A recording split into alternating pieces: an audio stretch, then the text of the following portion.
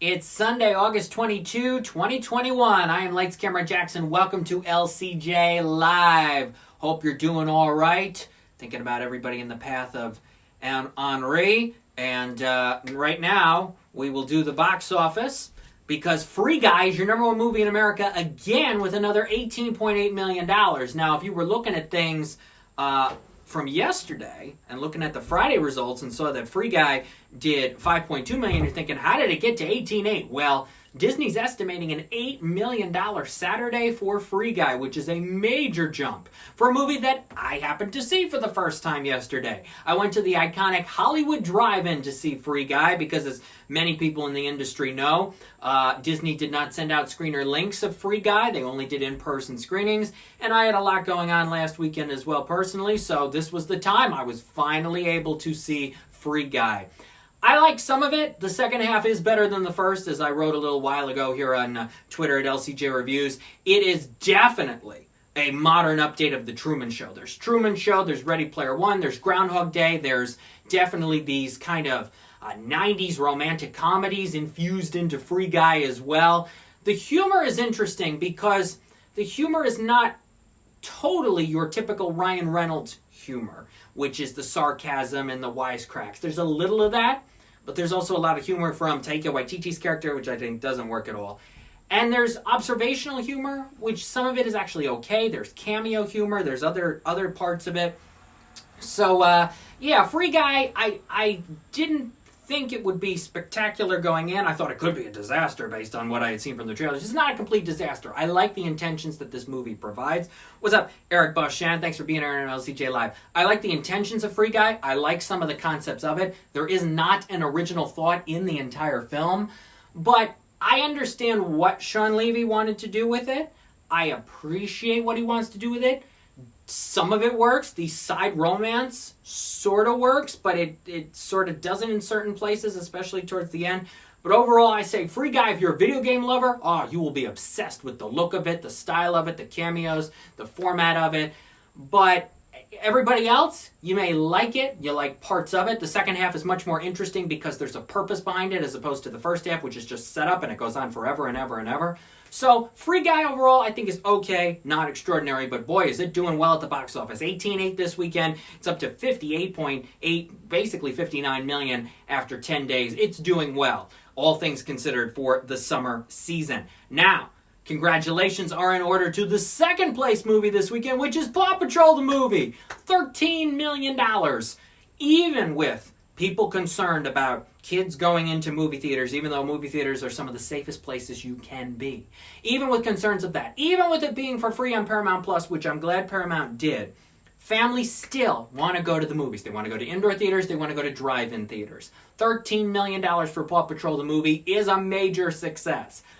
Ahead of this week, I was thinking maybe 8. If they get 8, they'd be happy. 13, they are jumping for joy. They would have loved to be number 1, obviously, but Free Guy's doing really well. PG-13 movies are topping the box office for the most part this summer. But Paramount will take $13 million, and it should do well over the next several weekends. Next weekend and Labor Day weekend. It could still do well.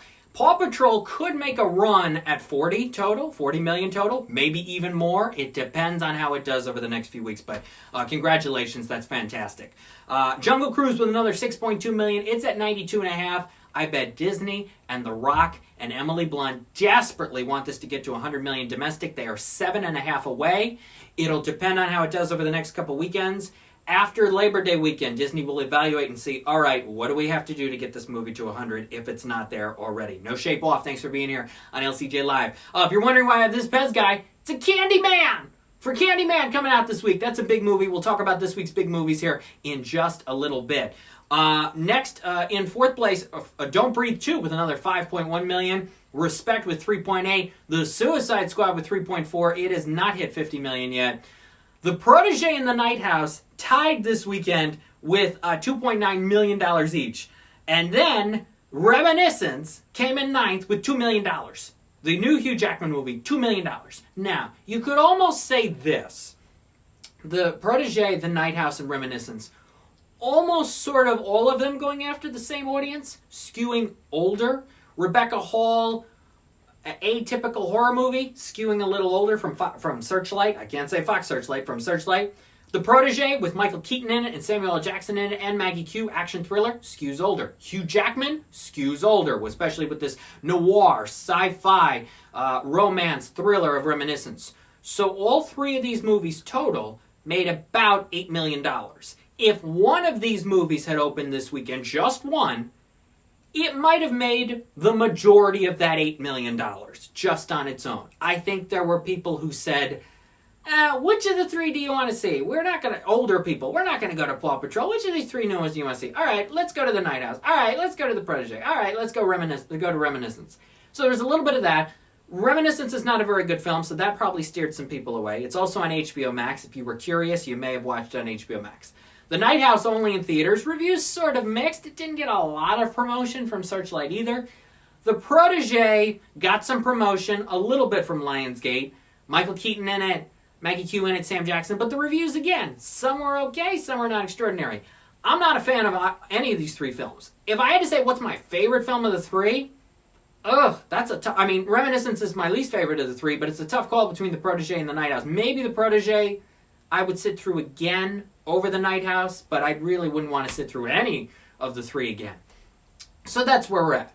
All three pretty much bombed, but if only one of them had come out this weekend, it probably would have done double of what they did, at least. That's where you got to look at it.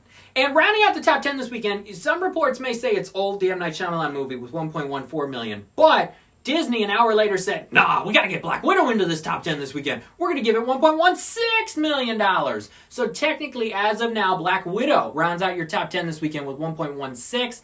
Old in 11th with $1.14 million. It's the cutthroat business of studios on Sunday mornings.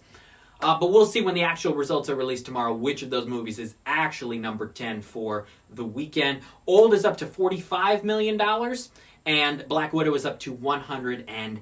It crossed that $180 million mark this weekend. So there's your box office results. Very interesting things when it comes to Free Guy number 1 again. Paw Patrol doing really well. All three other new movies tanking, and your showdown for 10th place. So a very interesting top 10 this weekend. Also in limited release, Flag Day was released, the Sean Penn movie, in 24 theaters with $39,000. Again, not a lot of promotion from MGM on it. We'll see how it expands over the next several weeks. So I mentioned Candyman. Candyman comes out this week. I'm looking forward to seeing it, hopefully in a couple days. Also out this week is a new film called Together, which I have seen. It's James McAvoy, Sharon Horgan, and it's directed by Stephen Daldry. Made as a made-for-TV movie for one of the BBC channels in the UK. Came out earlier this year. And Bleecker Street decided, let's get this movie, let's put it out in theaters in North America. So that's exactly what they're doing starting Friday. I have seen it. I will give you my thoughts, my review of it Together within the next couple of days. Also new this week on Hulu is a comedy called Vacation Friends, which I'm looking forward to screening very soon. Because look, I'm in the mood for another comedy. Why not? Let's see if this one works. John Cena, Lil Rel Howery, who has been in basically every movie released in the last 10 months, including Free Guy last night. Lil Rel's in that a lot, and he's also in Vacation Friends. So I will be checking those out. If you're just joining us here on LCJ Live, what did you see this weekend? Did you go see Free Guy? Did you go see Paw Patrol? Did you go see any of the other new movies out? The Protege, The Night House, Reminiscence? Man, I wanted to like Reminiscence. Because it's Hugh, and also because the premise is sort of interesting. But as I talk about in my rapid review, the more we get sucked into this world, the less this movie works. And boy, that is the case for Reminiscence. The Protege, I like Michael Keaton a lot. You know, Birdman, Spotlight, The Founder. Some excellent performances. I'm looking forward to seeing his new Netflix movie in a couple weeks called Worth with him and Stanley Tucci. That could be really good. But this, it's him and Maggie Q and this campy, awkward humor. It does not work. Sam Jackson gives the best performance of the Protege. I did not expect that going in, because a lot of times Sam Jackson just does his shtick, including in Hitman's Wife's Bodyguard with Ryan Reynolds. But he actually puts some care into his dialogue, into his performance, into his screen time. So Sam Jackson, my favorite element of the Protege. The Night House. Again, I really like Rebecca Hall in some of the films she's done over the years, including Christine. She was amazing in Christine. If you can find that movie, please watch it.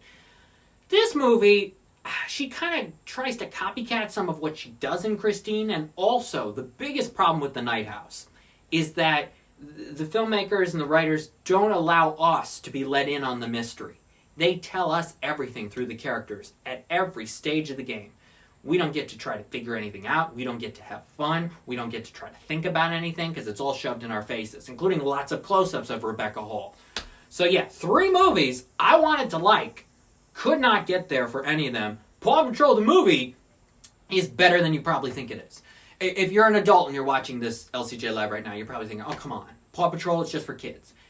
I tell you, there's a lot for the whole family. This is not just some 22-minute kids episode stretched out to 90.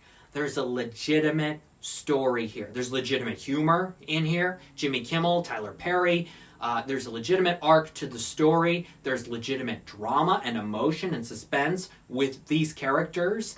And I've also seen another upcoming animated movie, which I cannot talk about yet, but it's along those same lines of, you think, oh, it's just for kids, it's just an extended episode, and why do the parents need to be involved? And is this a legitimate movie? And I tell you, it is a legitimate movie with a story and 3 acts and a structure and a voice cast and emotion to it. So I'll be able to reveal what that animated movie is pretty soon, but I tell you, it's the exact same sort of situation and experience I felt in watching that I watched Paw Patrol the Movie.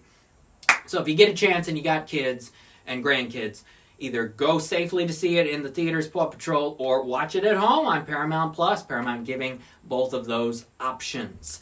So likely Candyman will be number 1 next weekend, but Free Guy is doing so well that it may do another 12 to 15 million next weekend. It depends. And depending on how much the horror community comes out to see Candyman, it could actually be a bit of a battle. Plus, Paw Patrol could hold on and do another 8 or 9 million next weekend. It depends. It really does.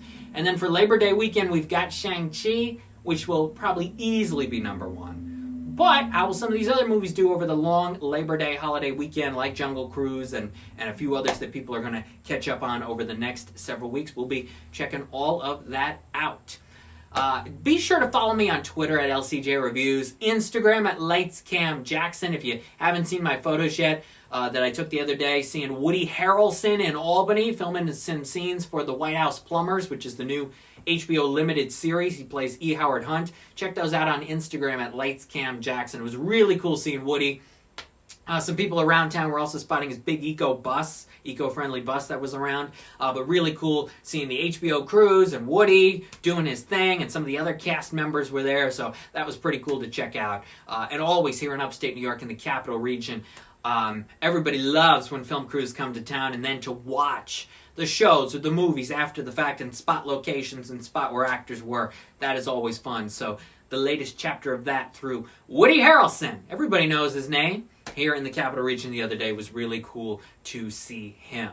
Also be sure to follow me on Facebook, Lights Camera Jackson. The website, lights-camera-jackson.com. You want my rapid review of Reminiscence? Check it out at youtube.com/lightscamerajackson. Gonna have some animation scoop Q&As starting next week. New season of the LCJ Q&A podcast starts up in September. We're gonna kick it off with episode 196. So close to that 200th episode. Who is going to be on the 200th episode of the LCJ Q&A podcast? I still don't know, but I'm excited to find out because we got some pretty cool interviews in the works. And once again, as I mentioned off the top, if you're in the path of Hurricane Tropical Storm Henri, please stay safe. And also support your drive-ins if you can. I was able to support the drive-in, Hollywood Drive-In last night, being there for Free Guy. Also do voice work for the Malta Drive-In. If you got drive-ins near you, support it. It's so fun. It's so great. Everybody was in such a good mood last night. And abiding by, wearing a mask in the tight indoor space of the concessions area and the restrooms. Abide by the rules for it, but everybody was in a good mood. Kids were out, they were playing before the movie, people were sitting in lawn chairs, a lot of people were going to stay for the second movie, which was Jungle Cruise. The drive-ins, I hope, and have been doing really well this summer and continue to do really well this summer, and it's really nice. It's not only a good throwback, but it's a fun movie experience. And if you've got a drive-in near you that's showing Paw Patrol, and you haven't taken your kids or grandkids to a movie yet, what a perfect way to get them into the theatrical experience by seeing these characters that they've loved watching for years on TV on a gigantic screen. So hopefully you're able to do that. Stay safe, stay well, and next Sunday when we're back here at 12 p.m. Eastern, I will be just a little bit older. Yeah, turning the big 2-3 this week, which is going to be fun. Thank you so much for watching LCJ Live. Take care, everybody. Thank you for watching, and I will see you next Sunday. Stay well. Bye-bye.